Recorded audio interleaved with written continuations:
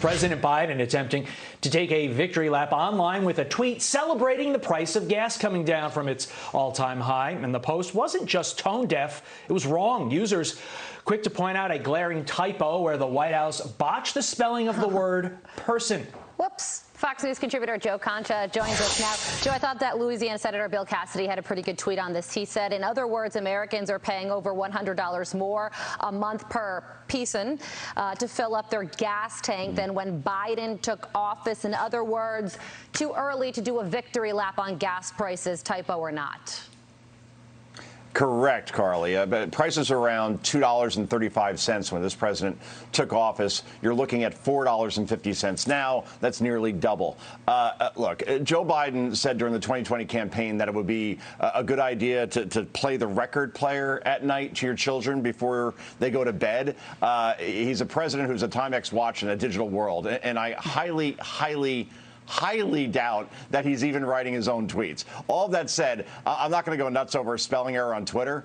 There should be an edit button. God knows we've all made those mistakes. But the bigger issue here is that the White House, as you said, a victory lap over gas prices that they originally said was all Vladimir Putin's fault. But now we've suddenly gone from Putin price hike to Putin price drop, apparently. And look, you read the Washington Post recently, quote, a full ban of cargo shipments of Russian oil to Europe is set to take hold on December 5th, with the market expected to factor in its impact much sooner. So we're looking at September, October. We may be having, $6 per gallon or higher this fall. So the White House just can't go back and blame Putin or greedy oil companies again. It's an excuse nobody was buying in the first place. But yeah, let's keep the interns off the president's Twitter feed, please. It only leads to talking about this stuff. They keep trying to drive this point home, Joe, yet they don't seem to realize that when people go to pay for their gas, that number in the far left column is still way higher than it was last year. And until they realize all this is just noise, no matter whether it's spelled properly or not. Want to get your thoughts on this. A guest essay published by the New York Times says Vice President Kamala Harris is, quote, stuck. Quote, she is hampered by Mr. Biden's unpopularity, to be sure, but she has also not become the successful public face on any major issue. Her absence from the executive branch as a crisis manager and a shaper of policy leaves her as a fairly weak heir apparent. What do you make of that take, Joe? Oh, yeah. Kamala Harris, she's the victim, Todd. If only she worked for a president and an administration that the American public actually embraced.